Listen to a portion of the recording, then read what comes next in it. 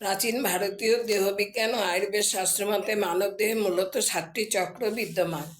এই সাতটি চক্র বিদ্যমান, যা সুষুম্না কাণ্ড বরাবর অবস্থিত শরীরের নিম্ন থেকে মস্তিষ্ক পর্যন্ত ক্রমান্বয়ে সজ্জিত।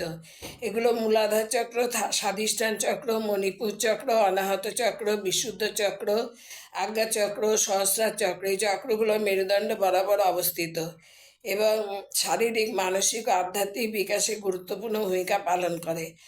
1 নম্বর হচ্ছে মূলাধার চক্র, মেরুদণ্ডের গোড়ায় অবস্থিত। এই অংশে অ্যাড্রেনাল গ্রন্থি ও কিডনি, এটি ভিত্তি বা স্থিতিশীলতা চক্র হিসাবে পরিচিত। স্বাধিষ্ঠান চক্র, এটি নাভির নিচের অংশে অবস্থিত।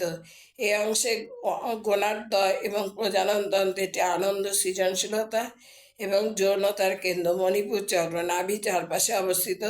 এই অংশে পাকস্থলী, অগ্নাশয়, যকৃৎ ও গল ব্লাডার। এইটা দেহের পাচনক্রিয়া, দেহশক্তি ও আত্মবিশ্বাস, ইচ্ছাশক্তির কেন্দ্র। 4 নম্বর হচ্ছে অনাহত চক্র, এটি হৃৎপিণ্ডের কাছাকাছি অবস্থিত। এই অংশে থাইমাস, ভেগাস নার্ভ, হৃদযন্ত্র ও রক্ত সঞ্চালন পদ্ধতি। এটি প্রেম, সহানুভূতি, সামাজিকতা, আবেগ ও সম্পর্কের কেন্দ্র। বিশুদ্ধ চক্র, গলার কাছে অবস্থিত। এই অংশে থাইরয়েড গ্রন্থি, ভোকাল কর্ড, ফুসফুস, এটি কথা বলার, মনের ভাব প্রকাশের, আত্মপ্রকাশের, সত্যের কেন্দ্র। আজ্ঞাচক্র, কপালে ভ্রুযুগলের মাঝে অবস্থিত। এই অংশে পিটুইটারি গ্রন্থি, নিম্ন মস্তিষ্ক, কর্ণ, নাক, বাম চক্ষু, এটি তৃতীয় নয়ন বা অন্তর্দৃষ্টির কেন্দ্র হিসেবে পরিচিত। 7 নম্বর হচ্ছে সহস্রার চক্র, মাথার উপরে অবস্থিত। এই অংশে ঊর্ধ্ব মস্তিষ্ক, মধ্য মস্তিষ্ক, ডান চক্ষু, এটি আধ্যাত্মিক দৃষ্টিভঙ্গি, জ্ঞান ও ঐক্যের কেন্দ্র। এই 7টি চক্র মানবদের গুরুত্বপূর্ণ শক্তি কেন্দ্র এবং এগুলো ভারসাম্য বজায় রাখা, শারীরিক, মানসিক, আধ্যাত্মিক সুস্থতার জন্য গুরুত্বপূর্ণ। এখন প্রশ্ন হলো, এই শক্তি কিভাবে মহাজগৎ থেকে মানব শরীরের চক্রে প্রবিষ্ট হয়? প্রকৃতপক্ষে মহাজাগতিক রশ্মি তড়িৎচুম্বকীয় তরঙ্গ রূপে প্রবাহিত হয়, যার কোনো মাধ্যমের প্রয়োজন হয় না।